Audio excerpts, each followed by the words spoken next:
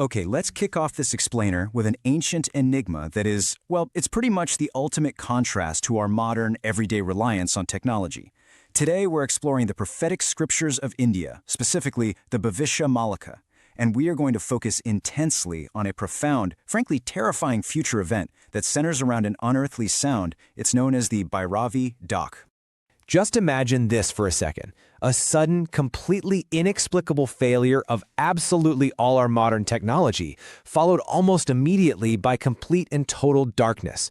According to the Malika, we aren't just talking about a bad power outage here. It's a cosmic event that the texts claim will just instantly silence every single instrument we rely on.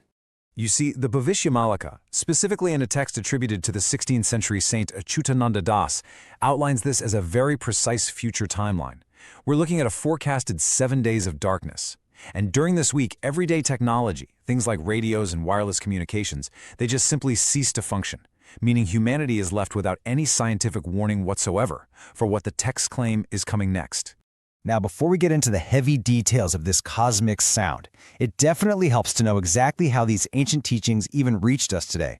The insights we're unpacking have been meticulously researched and translated by scholar, Pandit Dr. Sri Kashinath Mishra, alongside the Biswa Sanatan Dharma Seva Trust. So they've really given us this incredible, unique window into these ancient prophecies. And what's wild is just how specific the scriptural evidence really is.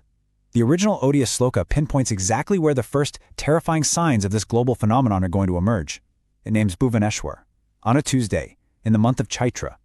It explicitly mentions that right as a massive global conflict erupts, this location will basically be ground zero for what happens next. So that brings us to the core focus of this prophecy, the Bhairavi Daak.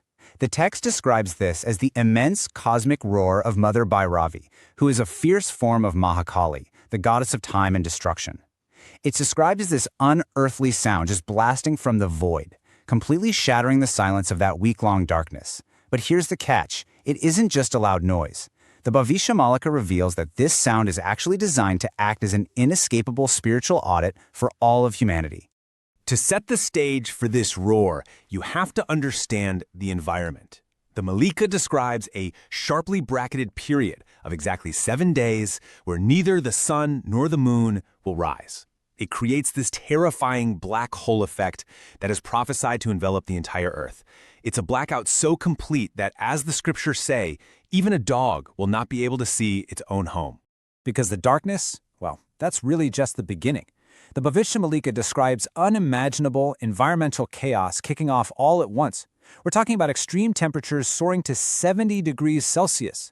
The text details how Vasuki, the divine serpent in mythology believed to hold the earth, will lift her head in distress from the sheer burden of human sin. And the result?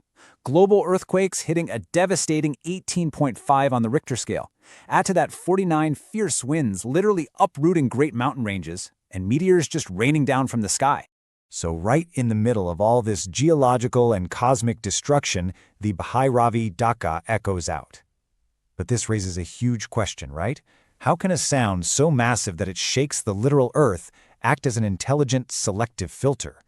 How exactly does a sonic event differentiate between two people who might be standing right next to each other? Well, according to the Bhavishya Malika, this roar is a profound spiritual audit of the soul. For those carrying the burden of negative karma, the sinners, the physical effects of this sound will be absolutely fatal. The texts state that the second they hear the roar, their chests will burst, they'll vomit blood, and they will perish in terror.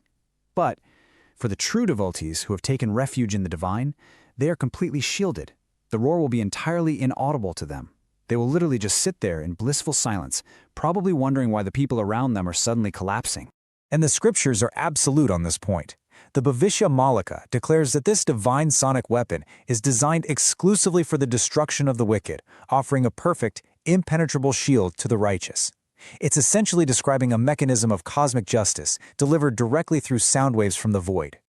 Now here is where this ancient text suddenly crashes right into our current news cycle. According to the interpreters of these texts, we're actually already seeing the precursors to this event. Strange, incredibly distorted sounds from the void have recently been recorded in districts like Bhadrak and Balasore over in Odisha.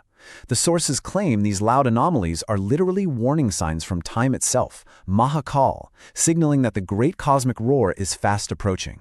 And the Bhairavi Daak doesn't just happen in a vacuum. It sits within a larger chronology of other events that followers view as already fulfilled prophecies.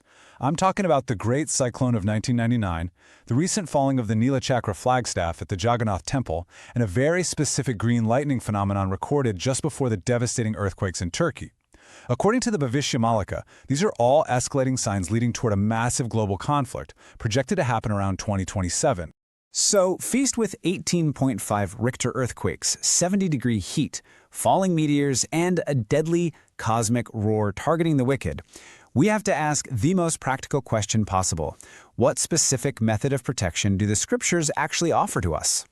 The Malika explicitly records that the ultimate shield against the Bhairavi Daak, the only way to make sure you are on the side of the devotees who hear absolutely nothing, is the faithful practice of Trikal Sandhya.